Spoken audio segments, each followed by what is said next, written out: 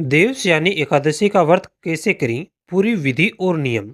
देवशयनी एकादशी का व्रत भगवान विष्णु से जुड़ा है, मगर इस दिन भगवान शिव, ब्रह्मा जी की भी पूजा की जाती है।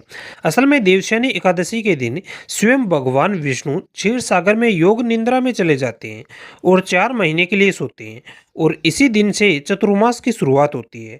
बहुत से विष्णु भक्त इस दिन व्रत रखते हैं और विष्णु जी की पूजा करते हैं, जिससे भगवान विष्णु जी भक्तों की पूजा से प्रसन्न होकर उन पर अपनी कृपा बरसाने लग जाते हैं और फिर निद्रावस्था में चले जाते हैं।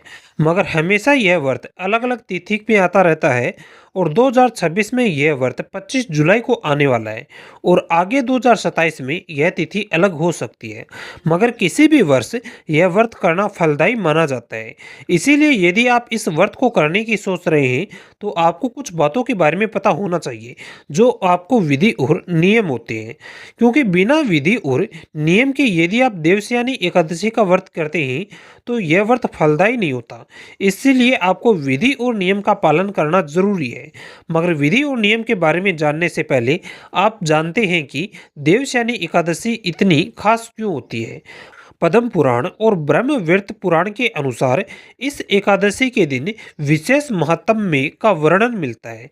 पौराणिक मान्यता है के अनुसार इस दिन भगवान विष्णु क्षीर सागर में शेषनाग की शैया पर योग निद्रा में चले जाते हैं। 4 महीने तक वे सोते हैं और कार्तिकी एकादशी के दिन जागते हैं। इस दौरान सृष्टि का संचालन भगवान विष्णु जी करते हैं। इसीलिए चतुर्मास में भगवान विष्णु जी का विशेष महत्व बताया गया है। ब्रह्मवृत्त पुराण के अनुसार इस व्रत में समस्त मनोकामनाएं पूरी होती है। पद्म पुराण का दावा है कि इस दिन व्रत को करने से जानबूझकर या फिर अनजाने में किए गए सभी पाप से मुक्ति मिल जाती है। शास्त्र कहते हैं कि देवशयनी एकादशी का व्रत सब व्रतों से उत्तम है। इसे रखने से तीनों सनातन देवताओं की पूजा का फल मिलता है और तीनों लोकों के पवित्र तीर्थों का सेवन करने का फल मिलता है। इस दिन चतुर्मास की शुरुआत होती है, जो जप, तप, दान, संयम और साधना के लिए सबसे उत्तम काल माना जाता है। दोस्तों, ब्रह्मा जी ने नारद जी को बताया था कि इस दिन व्रत को करने से भगवान विष्णु जी खुश होते हैं और उनकी कृपा प्राप्त होती है। जो मनुष्य इस व्रत को करता नहीं है, वह नरकगामी होता है, और इसीलिए हम सभी को यह व्रत करना चाहिए। मगर व्रत करते समय सही विधि और नियम का पालन करना जरूरी है।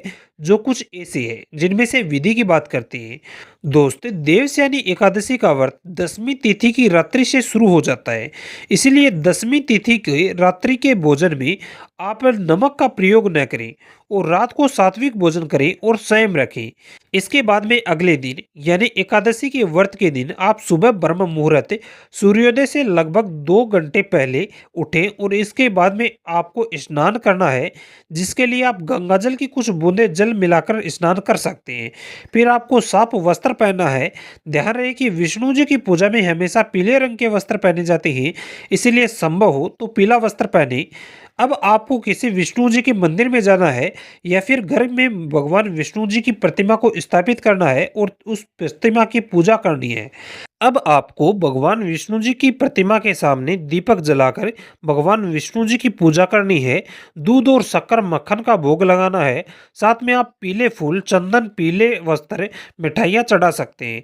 इसके बाद में आपको तुलसी दल अर्पित करना है, मगर ध्यान रखिए तुलसी को इस दिन पहले ही तोड़ लें, क्योंकि एकादशी के दिन तुलसी तोड़ना मना होता है। अब आपको दिन भर भगवान विष्णु जी के मंत्रों का जाप करना है, जो कुछ ऐसे हैं। ओम नमो भगवते वासुदेवाय नमः। इस मंत्र का जितना हो सके आप उतना जाप करें। इससे आप भगवान विष्णु जी की कृपा पा सकते हैं, यानी आप पर भगवान विष्णु जी की कृपा बनेगी और मनोकामनाएं पूरी होगी। इसके बाद में आपको दिन में दान और सेवा करनी है। दान के रूप में आप अन्न, वस्त्र या फिर कुछ अन्य आवश्यक सामान का दान कर सकते हैं, मगर सेवा के रूप में आप किसी की मदद कर सकते हैं। जब रात्रि हो जाए तो आपको तुलसी के पौधे के नीचे पास घी का दीपक जलाना है, तुलसी की परिक्रमा करनी है। इसके बाद में भगवान विष्णु जी के मंदिर में या फिर प्रतिमा के सामने जाकर आरती करनी है। फिर आपको बिना कुछ खाए रात को आराम से सो जाना है। अगले दिन यानी एक द्वादशी के दिन यानी 12 के दिन सुबह आप जब उठते हैं तो स्नान करना है।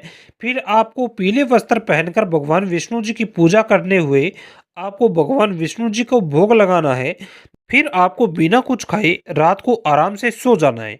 अगले दिन यानी द्वादशी के दिन सुबह आपको जल्दी उठकर स्नान करना है।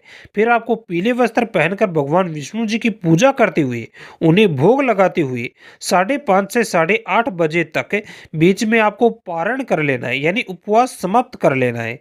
ध्यान रहे कि पारण से पहले भगवान विष्णु जी को भोग लगाएं, उनका स्मरण करें, मंत्रों का जाप करें, फिर ही आप पारण कर सकते हैं।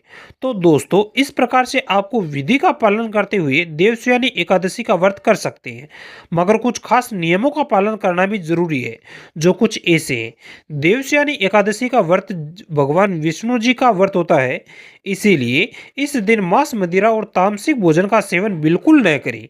इससे भगवान विष्णु जी नाराज हो सकते हैं। एकादशी के दिन चावल खाने से बचे। यह एकादशी का व्रत प्राचीन परंपरा है और इसका पालन करना जरूरी है।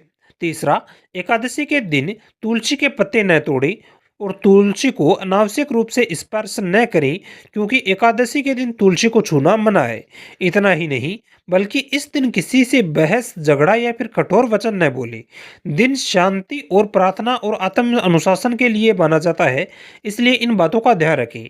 इसके साथ ही व्रत के पहले दिन यानी दसवीं की रात्रि के भोजन में नमक न लें, नकारात्मक विचारों से दूर रहें, किसी की बुराई न करें और इन नियमों का पालन करने के बाद में आपके द्वारा किया जाने वाला व्रत पूरी तरह से मान्य होगा।